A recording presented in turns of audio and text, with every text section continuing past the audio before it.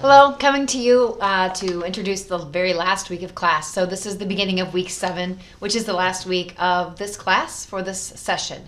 And I had quite a few things to go over with you, so bear with me. And I did create some notes so that I can look down and make sure I hit everything. The first thing is that you have an exam due this week, and so you need to go in to take that exam. It is password protected. I have added the password below on this message so that you have access to that password.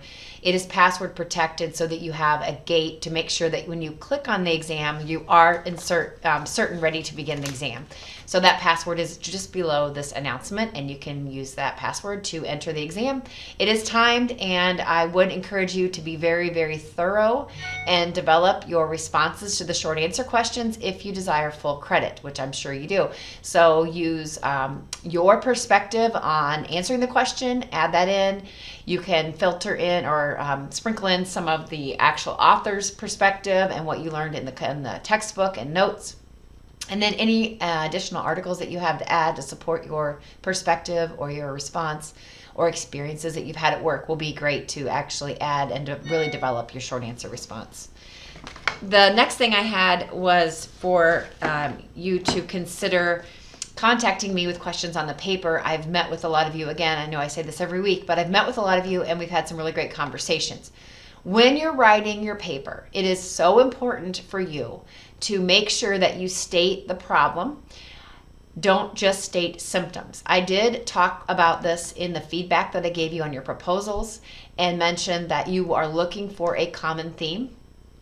It's a lot like trying to peel an onion, and you continue peeling until you get to the very core of the onion where it really stinks. When you get to that point, you are at the problem.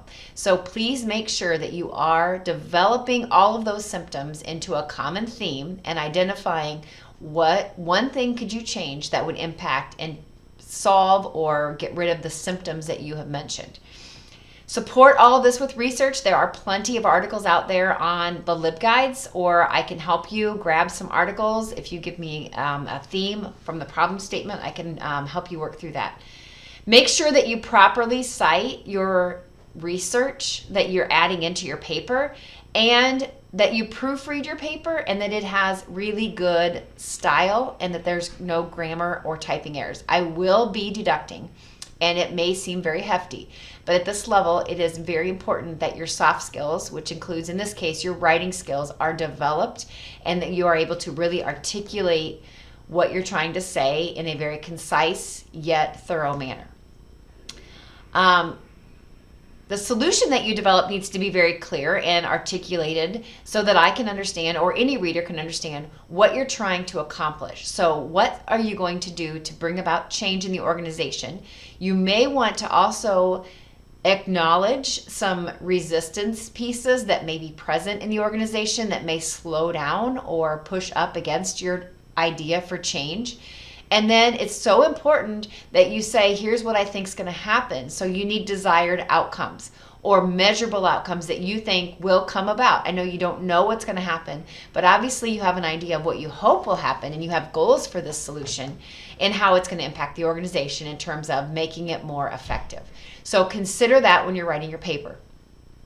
Quiz grades for week 6 have been adjusted. There was a mistake in one of the quiz questions.